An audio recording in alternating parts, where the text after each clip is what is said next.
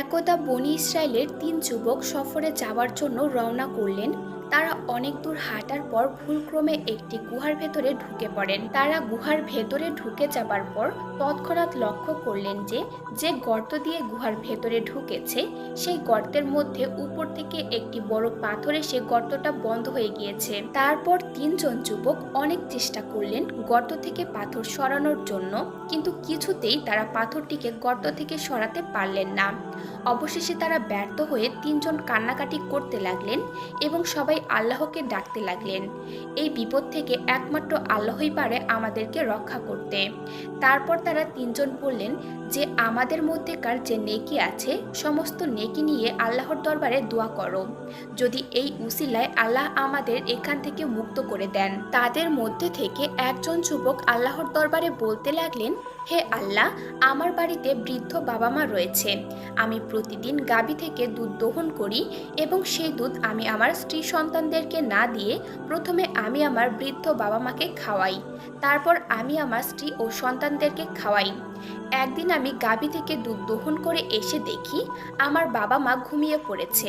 তখন আমি তাদের জন্য অপেক্ষা করতে থাকলাম, আর ওইদিকে আমার বাচ্চারা দুধ খাওয়ার জন্য কান্না করছিল।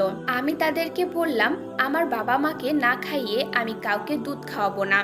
অতঃপর আমি তাদের জন্য অপেক্ষা করলাম। অনেকক্ষণ অপেক্ষা করার পর অনেক রাত হয়ে গিয়েছে। তারপর তারা ভোর রাতে ঘুম থেকে জাগ্রত হয়। আমি ভোর রাত পর্যন্ত ওইখানেই দাঁড়িয়েছিলাম। তারা যেমাত্রই জাগ্রত হলো তখন আমি তাদেরকে দুধ পান করালাম।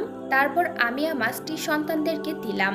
হে প্রভু, আমি যদি তোমার সন্তুষ্টির জন্য এই কাজগুলো করে থাকি তাহলে সেই উসিলায় আজকে আমাদেরকে তুমি এই বিপদ থেকে রক্ষা করো। যুবকের এই ফরিয়াদ শেষে সবাই লক্ষ্য করল যে পাথরটি অল্প পরিসরে সরে গিয়েছে, কিন্তু তখনও তারা বের হওয়ার জন্য যথেষ্ট ছিল না। তারপর তাদের মধ্যে থাকা দ্বিতীয় যুবক আল্লাহর দরবারে বলতে লাগলেন, হে আল্লাহ, আমার এক চাচাতো বোন ছিল যে ছিল খুবই সুন্দরী এবং যাকে আমি অনেক ভালোবাসতাম। সেই চাচাতো বোনের প্রতি আমার এতটাই লোভ ছিল যে আমি একদিন তাকে প্রস্তাব করলাম আমার সাথে কুকর্ম করার জন্য, কিন্তু আমার সেই চাচাতো বোন আমার এই প্রস্তাবে রাজি হলো না। অতঃপর তার কিছুদিন পর আমার সেই চাচাতো বোনের অর্থ সংকট দেখা দিল। সে অনেক বিপদে পড়ে আমার কাছে এসে অর্থ চাইল। আমি তার সাথে কুকর্ম করার প্রতিদানে অর্থ দিতে রাজি হলাম। অতঃপর আমার সেই চাচাতো বোন আমার এই প্রস্তাবে রাজি হলো। তারপর আমি তাকে নিয়ে একটি নির্জন ঘরে গেলাম।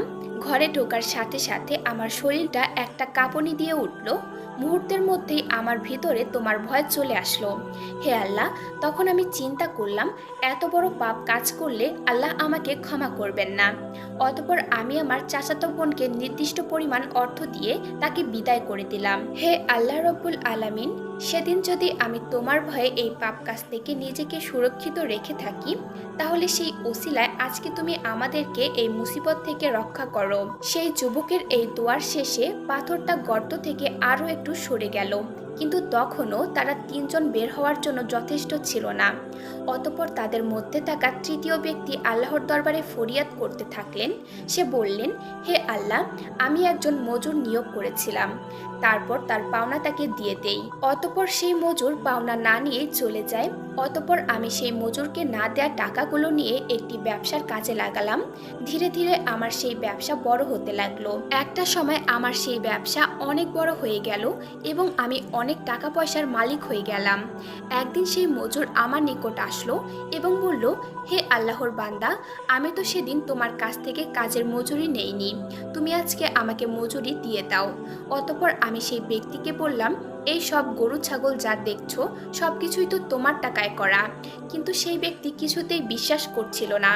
আমি তাকে বললাম, তোমাকে সেদিন মজুরি না দিয়ে যে টাকাটা বেঁচে গিয়েছিল সেই টাকা দিয়ে আমি ব্যবসা করে এসব কিছু করেছি, এসব কিছু তোমার। অতঃপর ওই ব্যক্তি গরু ছাগল সব কিছু নিয়ে চলে গেল, আমার জন্য কিছুই রেখে গেল না। আমিও তাকে সব কিছু খালাস মনে দিয়ে দিলাম। হে রব্বুল আলামিন, তুমি যদি আমার সেদিনের কাজে সন্তুষ্ট হয়ে থাকো তাহলে এই ওসিলায় আজকে আমাদের এই বিপদ থেকে রক্ষা করো। অতঃপর তারা তিনজন লক্ষ্য করলেন গুহা থেকে সম্পূর্ণ পাথরটি পুরোপুরি সরে গেল। তারা তিনজন খুবই খুশি হয়ে আল্লাহর দরবারে শুকরিয়া আদায় করলেন এবং গুহা থেকে বের হয়ে পড়লেন। প্রিয় বন্ধুরা, এই ছিল আজকের ভিডিও। আশা করছি আজকের ভিডিওটি আপনাদের কাছে ভালো লেগেছে। ভিডিওটি ভালো লাগলে অবশ্যই লাইক দিবেন এবং আমাদের চ্যানেলটি সাবস্ক্রাইব করে পাশে থাকবেন। আল্লাহ হাফেজ।